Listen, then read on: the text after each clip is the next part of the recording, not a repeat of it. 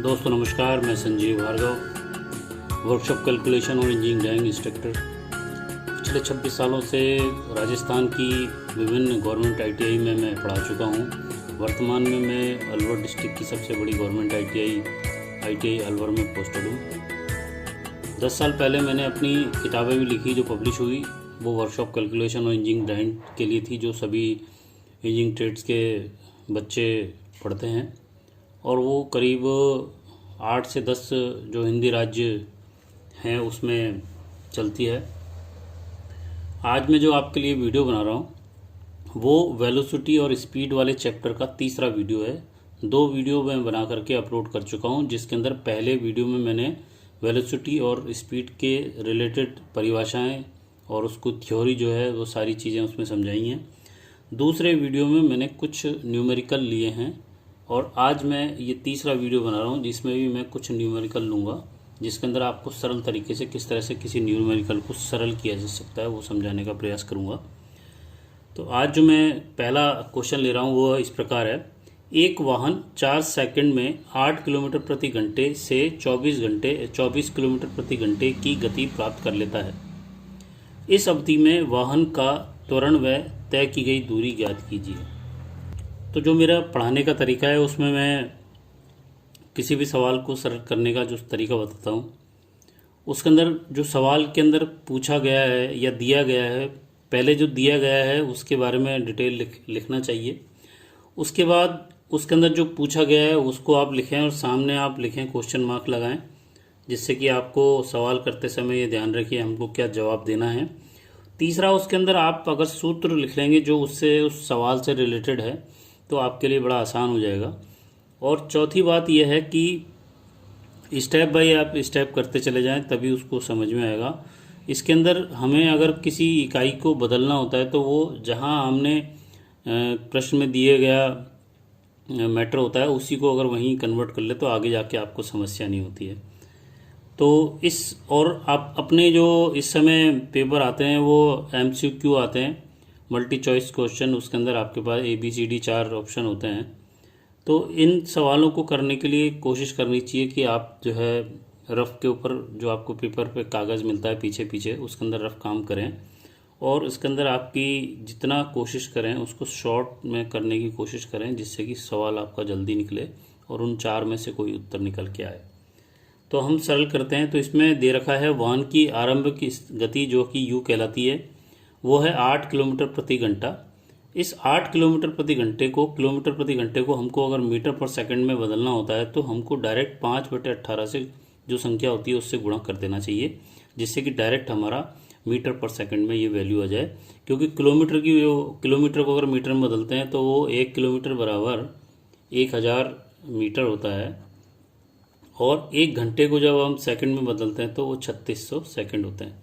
तो जब 1000 में 3600 का भाग देंगे तो वो 5/18 के बराबर आएगा, इसीलिए हम डायरेक्ट 5/18 का गुणा कर सकते हैं। तो यहाँ मैंने 8 का 5/18 से गुणा किया तो 8 पंजे 40 और नीचे 18, इसको फिर 2 से काटा तो ये 20/9 मीटर पर सेकंड आ जाता है। इसके बाद हमारा वाहन की अंतिम गति जो है वो यहाँ पे V से लिखी जाती है, वो 24 किलोमीटर प्रति घंटा है। उसको हम 5/18 से गुणा करेंगे तो 24 पंजे 120/18, उसको काटेंगे 2 से तो 60/9 मीटर पर सेकंड आ जाएगा। इसके बाद इसके अंदर प्रश्न में पूछा गया है कि त्वरण कितना है और तय की गई दूरी कितनी है। साथ में अगर हम देखें तो हमारे को इन वेलोसिटी और स्पीड वाले चैप्टर के अंदर 3 जो हमारे सूत्र दे रखे हैं इनका ज़्यादा उपयोग करना होता है, इसलिए इन तीनों सूत्रों को अगर मैं यहाँ लिख लूँगा तो मुझे आइडिया हो जाएगा कि कौन से सूत्र को हम यूज़ करके इस सवाल को सॉल्व कर सकते हैं। तो इसके अंदर जो हमारा ये 2 चीज़ें हमारी U और V दे रखी है और A पूछ रहा है, तो U और V और A पूछ रहा है और T हमारे को यहाँ पर दे रखी है 4 सेकंड। समय हमारे को यहाँ दे रखा है जो कि T से लिखा जाता है, वो हमारे पास है 4 सेकंड। इसका मतलब इस पहले जो सूत्र है इसके अंदर हमारे पास 3 वैल्यू दे रखी है और चौथा हमको निकालना है। तो हम इसी सूत्र को यहाँ रखेंगे, V बराबर U + AT, जहाँ V हमारी मान दे रखा है 60/9 u का मान हमारे को दे रखा है 20/9, हमने जो निकाला है 60/9 और 20/9 हमने यहाँ ऊपर निकाला है। उसके बाद a हमारे को निकालना है और t की वैल्यू हमारे पास है 4 सेकंड। अब यहाँ पे जो हमारे ये समीकरण बना, इसके अंदर ध्यान रखना चाहिए कि जिस चीज़ की वैल्यू निकालनी होती है आप उसको बराबर के एक साइड में रखें, बाकी सारी वैल्यू जो है दूसरी साइड ले जाएं, जिससे उसको सरल करना आसान हो जाता है। तो हम इसको 4a = 60/9 माइनस 20/9, ये हमारी 20/9 जब इधर जाएगी तो माइनस में हो जाएगी और 4a हमारा यहाँ आ जाएगा। इससे पहले हम इसको सॉल्व करें, इससे पहले हम इसको यहीं सॉल्व कर लेते हैं। तो ये एलसीएम हमारा यहाँ 9 आ गया, 60 में से ये 20 चला जाएगा तो ये 40/9 आ जाएगा, यानी कि 4a = 40/9। अब यहाँ पे जब a की वैल्यू हमें निकालनी है, उस कंडीशन में अगर इसको हम 4a/1 मान लें, 1 मान लें, तो हमारा यहाँ पे ब्रज गुणन आराम से हो सकता है। उस कंडीशन में ये 4a × 9 = 40 × 1। और यहाँ पर a की वैल्यू निकालने के लिए a के साथ जिन संख्याओं का गुणा होता है वो हमारी इस वाली संख्या के नीचे भाग के रूप में चली जाती है। यहाँ जो गुणा होगी वो इधर जब जाने पर वो भाग में जाएगी, यानी कि 40/4 × 9। 4 से 40 काटा 10, तो ये a बराबर हमारा आ गया 10/9। और इसको अगर 10 में 9 का भाग दें, 10 में 9 का भाग देंगे तो ये आ जाएगा हमारा 1.11 मीटर/सेकंड स्क्वायर, क्योंकि यहाँ पे त्वरण की जो इकाई होती है वो मीटर/सेकंड स्क्वायर होती है, तो ये हमको लिखनी चाहिए। इसके बाद हमें दूसरा जो सवाल इसके अंदर पूछा गया है कि तय की गई दूरी कितनी है। तो तय की गई दूरी निकालने के लिए, क्योंकि यहाँ वाहन हमारा 4 सेकंड में 8 किलोमीटर/घंटे से लेकर के 24 किलोमीटर/घंटे की गति पकड़ता है, इसका मतलब ये है कि हमारे पास जो स्पीड है उसकी हमको औसत निकालनी पड़ेगी। तो वाहन के द्वारा चली गई दूरी, वाहन द्वारा चली गई दूरी d या s ले लें यहाँ पे, औसत गति गुणा समय आ जाएगा। तो हमारे पास औसत गति निकालनी है, समय हमारे को दे रखा है। औसत गति निकालने का जो तरीका है वो है आरंभिक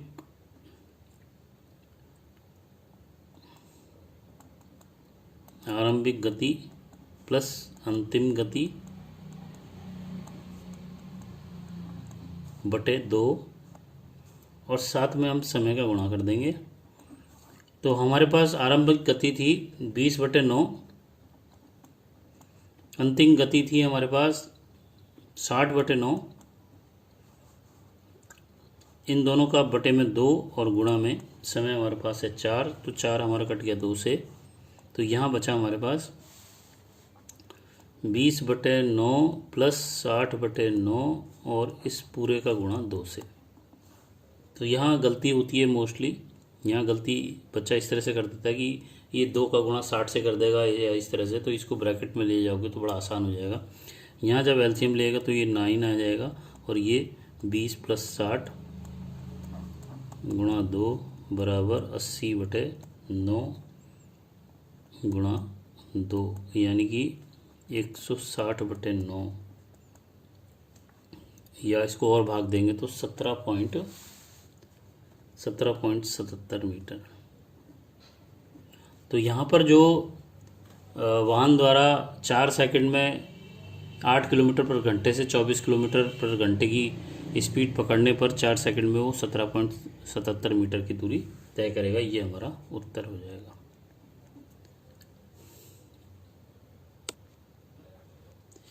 दूसरा प्रश्न है आज का, एक वस्तु गुरुत्वीय प्रभाव का मतलब कि वस्तु को जब हम ऊपर से फेंकते हैं नीचे या नीचे से फेंकते हैं ऊपर, तो पृथ्वी जो अपनी तरफ वस्तु को आकर्षित करती है उससे जो गुरुत्वीय त्वरण उसमें गुरुत्वीय त्वरण उत्पन्न हो जाता है, उसके बारे में यहाँ बात चल रही है। एक वस्तु गुरुत्वीय प्रभाव के अंतर्गत 200 मीटर ऊंचाई से स्वतंत्र रूप से नीचे गिरती है। पृथ्वी पर पहुंचने में यह वस्तु कितना समय लेगी और पृथ्वी पर गिरते समय उसका वेग क्या होगा। अब यहाँ एक छोटी सी बात अपन को समझनी चाहिए कि हम जब किसी वस्तु को पृथ्वी के ऊपर से नीचे की तरफ गिरते हैं तो जो गुरुत्वीय त्वरण जी का मान है वो प्लस हो जाता है, क्योंकि वस्तु जैसे जैसे नीचे पृथ्वी की तरफ जाती है पृथ्वी अपनी ओर और आकर्षित करती जाती है, जिससे कि उसकी स्पीड और बढ़ती जाती है। इसके विपरीत जब वस्तु को ऊपर फेंका जाता है तो गुरुत्वीय त्वरण जी का मान जो है माइनस हो जाता है, क्योंकि जैसे वस्तु को ऊपर फेंका जाता है तो गुरुत्वीय त्वरण उसको नीचे की तरफ आकर्षित करती है और वस्तु जो ऊपर की तरफ जा रही होती है, इसलिए जी का मान वहाँ पे माइनस हो जाता है और जी का मान यहाँ पे 9.81 मीटर पर सेकंड स्क्वायर होता है। तो प्रश्न में तो दिया गया है, जैसे कि आमतौर पे मैं करता हूँ किसी प्रश्न को स्टार्ट करते समय कि जो वस्तु जो प्रश्न के अंदर दिया हुआ है उसको मैं यहाँ लिखता हूँ, उसके अंदर जो पूछा गया उसको भी लिखता हूँ, जो सूत्र उसमें काम आ सकते हैं उनको भी मैं लिखता हूँ। तो यहाँ पर ऊंचाई और दूरी दे रखी है एस 200 मीटर, क्योंकि 200 मीटर ऊपर से फेंका गया है। उसका प्रारंभिक वेग वहाँ पे 0 है, क्योंकि वहाँ पे से ही स्टार्ट करके फेंका गया है। अंतिम वेग हमें निकालना है v, गुरुत्वीय त्वरण g का मान प्लस होगा 9.81, क्योंकि ऊपर से नीचे की तरफ फेंका जा रहा है। हमसे पूछा गया है समय t और अंतिम वेग v। तो यहाँ 3 सूत्र हमारे जो होते हैं उसके अंदर जो जनरल हमारा जो गति का फॉर्मूला होता है v equal to u plus a t, a की जगह यहाँ पे g लग जाएगा, क्योंकि गुरुत्वीय त्वरण में वस्तु जब ऊपर से नीचे फेंकी जाएगी तो यहाँ पे g काम करेगा जो प्लस होगा। तो और यहाँ पे जो 3 सूत्र दे रखे हैं इसके अंदर हमारे के पास s दे रखा है, हमारे पास u है और हमको v पूछना है और t हमारे पास है नहीं। तो उस कंडीशन में आप देखेंगे कि t जब नहीं होगा तो हमारा ना तो पहला सूत्र लगेगा ना दूसरा सूत्र लगेगा। उस कंडीशन में ही हमारा ये तीसरा सूत्र लगेगा, जो कि v square is equal to u square plus 2gs है। जहाँ अंतिम वेग हमें निकालना है तो इसकी value v square is equal to u हमारा 0 हो जाएगा प्लस 2 इंटू 9.81 और s हमारे पास 200 दे रखी है। तो ये हो गई 400 गुणा 9.81, जिसका वैल्यू अगर मैं कैलकुलेटर से कर रहा हूँ तो ये आ रही है 3924 v स्क्वायर की वैल्यू। और v का मान निकालने के लिए 3924 का वर्गमूल निकालूंगा तो ये आ जाएगा यहाँ पे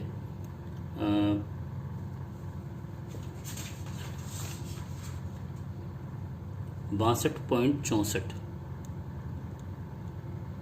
मीटर पर सेकंड स्क्वायर, जो कि त्वरण की हमारी मीटर पर सेकंड आएगा यहाँ पे, मीटर पर सेकंड ये हमारा वेग की इकाई है जो अंतिम वेग है। इसके बाद हमारा जो इसी के अंदर दूसरा सवाल पूछा गया है कि अंतिम वेग क्या होगा। तो अंतिम वेग के लिए हमारे जो 3 सूत्र थे उसमें से जो पहला है v equal to u plus g t. तो यहाँ पर अंतिम वेग निकालना है, u हमारे पास 0 है, g का मान हमारे पास है और हमको जो इसके अंदर दूसरी जो चीज़ निकालनी है वो अंतिम वेग तो हमने निकाल लिया है। दूसरा है समय निकालने के लिए जो पहला सूत्र है v equal to u plus g t. v हमारे पास आ गया है, u हमारा 0 है, g का मान 9.81 है, तो हम इससे आसानी से बाहर निकाल सकते हैं। हमारे पास v का मान है 62.64, u हमारा 0 है, g का मान 9.81 और t इसके अंदर ये 0 होने की वजह से ये यहाँ से हट जाएगा, तो हमारे पास बचेगा 62.64 बराबर 9.81 t। और t का मान निकालने के लिए ये जो इसके साथ गुणा हो रही है संख्या 9.81 वो 62.64 के नीचे चली जाएगी, तो 62.64 बटे 9.81 इज इक्वल टू टी। इसके अंदर एक गणित का जो एक नियम होता है कि जो संख्या इसके साथ गुणा हो रही है बराबर के चिन्ह के इधर जब भी हो जाएगी तो वो भाग होके जाएगी, उल्टा होता है हमेशा। प्लस होगी तो माइनस होके जाएगी, माइनस होगी तो प्लस होके जाएगी, और गुणा है तो भाग होके जाएगी, और भाग है तो उधर गुणा होके जाएगी। ये सिंपल नियम हमारे गणित के यहाँ पे लगते हैं। तो यहाँ पर टी की वैल्यू हमारी आ जाएगी। इसके अंदर जब हम कैलकुलेटर से इसकी वैल्यू निकालेंगे तो ये वैल्यू आ रही है हमारी 6.38, टी बराबर 6.38 सेकेंड। तो इस तरह से हमारा ये क्वेश्चन सॉल्व हो जाता है। अगला सवाल है, एक साइकिल के पहिए का व्यास 650 mm है। यदि प्रति मिनट में 275 चक्र लगाता है तो साइकिल का वेग किलोमीटर प्रति घंटे में ज्ञात करो। अब यहाँ पर जो हमारा सवाल है उसमें प्रश्न में दिया गया है पहिए का व्यास d बराबर 650 mm। इस mm को हमको पहले सेंटीमीटर में बदल लेना चाहिए, और क्योंकि 1 सेंटीमीटर में 10 मिलीमीटर होता है इसलिए हम मिलीमीटर से जब सेंटीमीटर में जाएंगे जहाँ पर हम छोटी इकाई से बड़ी इकाई के लिए जा रहे हैं तो हमको यहाँ पर भाग देना पड़ेगा। और कितने का भाग देना पड़ेगा, क्योंकि 1 सेंटीमीटर बराबर 10 मिलीमीटर होता है, तो 10 का हम भाग देंगे तो यहाँ 65 सेंटीमीटर आ जाएगा। उसके बाद हमारे को जो दूसरा इसके अंदर चीज़ दे रखी है,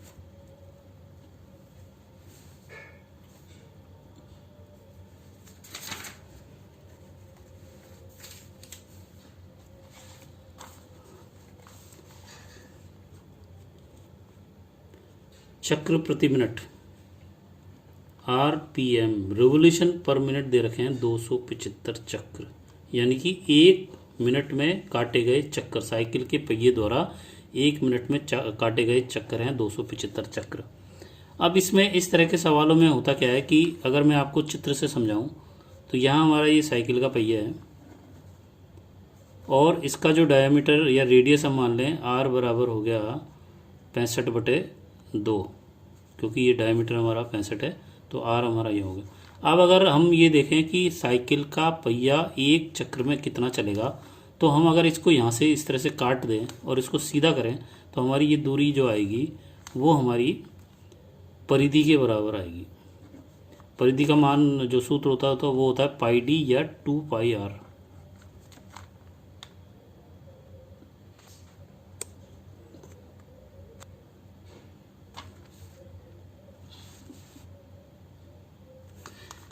तो 2πr परिधि हमारी आ गई 2πr। तो एक चक्र पहिए के एक चक्र द्वारा चली गई दूरी हमारी हमेशा परिधि के बराबर होती है, जो πd या 2πr के बराबर होता है। तो अगर मैं RPM की बात करूं तो वो 1 मिनट में 275 चक्र काट रहा है। इसका मतलब वो 1 मिनट में साइकिल के पहिए द्वारा चली गई दूरी हो जाएगी 275 चक्र गुणा परिधि, और परिधि का मान हमारे पास दे रखा है 275 गुणा 2πr, जहाँ पे हम 275 गुणा 2πr, यहाँ पे भी अगर आप चाहें तो 2πr के अंदर पाई इंटू 2r में लिख देता हूँ, और 2r का मतलब होता है d। तो 2r मतलब दो त्रिज्याएं मिलकर के एक डायमीटर का बराबर होती है। ये हमारी एक त्रिज्या है, और इधर अगर हम एक त्रिज्या नाप लें या ले लें तो दोनों त्रिज्याएं मिलकर के एक डी का निर्माण करती है। डी यानी कि व्यास, त्रिज्या, आर मतलब त्रिज्या। तो दो त्रिज्याओं के मिलने से हमारा एक व्यास का निर्माण होता है। तो हम 2r की जगह डी भी लिख सकते हैं, तो यहाँ 2d भी लिख सकते हैं, यहाँ पर πd भी लिखा जा सकता है। तो यहाँ पे 275 गुणा 22/7 और d हमारे पास है 65। तो इस तरह से अगर अपन सॉल्व करें तो ये हमारे पास, अगर यहाँ पर 65 हमारा सेंटीमीटर है, तो टोटल हमारी जो डिस्टेंस आ जाएगी वो आ जाएगी, कैलकुलेटर से कैलकुलेट करेंगे तो ये आ जाएगी 56,127.5 सेंटीमीटर। और ये जो दूरी है हमारी वो 1 मिनट में तय की गई है। 1 मिनट में तय की गई दूरी, या फिर इसको लिख सकते हैं 60 सेकंड में तय की गई दूरी हो गई हमारी 56,127.5 सेंटीमीटर। अब इसको अगर हम, अब हमारा जो सवाल है उसके अंदर पूछा गया है किलोमीटर पर घंटा, और यहाँ अपन चल रहे हैं 1 मिनट में। तो अगर मैं 1 मिनट में हमारी ये जो दूरी है वो इतनी आ रही है, तो अगर मैं इसको 1 मिनट को 60 से गुणा करता हूँ तो ये हो जाएगा 1 घंटे के बराबर। यानी कि हमको अगर 1 घंटे में वैल्यू निकालनी है तो हम क्या करेंगे, 56,127.5 को अगर 60 से गुणा कर देंगे तो ये हमारी टोटल 1 घंटे में चली गई दूरी आ जाएगी, जिसकी की वैल्यू हमारी आ रही है 33,000 इकाई, दहाई, सैकड़ा, हजार, 10,000, लाख, 10 लाख, 33,67,650 सेंटीमीटर ये आ रही है 1 घंटे में चली गई दूरी। तो अगर मैं इसको किलोमीटर पर घंटे के हिसाब से इसकी वैल्यू निकालनी है तो 1 घंटा तो आ गया हमारे पास। इसको किलोमीटर में कन्वर्ट करने के लिए क्योंकि हमारा 1 मीटर बराबर होता है 100 सेंटीमीटर। तो पहले मैं अगर इसको 100 का भाग दे दूँ इसके अंदर, तो ये हमारा बदल जाएगा मीटर में, और मीटर से 1 किलोमीटर बराबर होता है 1000 मीटर। तो उसके बाद मैं अगर 1000 का भाग और दे देता हूँ, तब मेरा ये किलोमीटर में कन्वर्ट हो जाएगा। तो ये हमारी जो वैल्यू आएगी लास्ट में वो आएगी 33.676 किलोमीटर, जो कि हमारी 1 घंटे में चली गई दूरी के बराबर है। यानी कि हमारे साइकिल की जो स्पीड है वो 33.676 किलोमीटर प्रति घंटा हो जाएगी।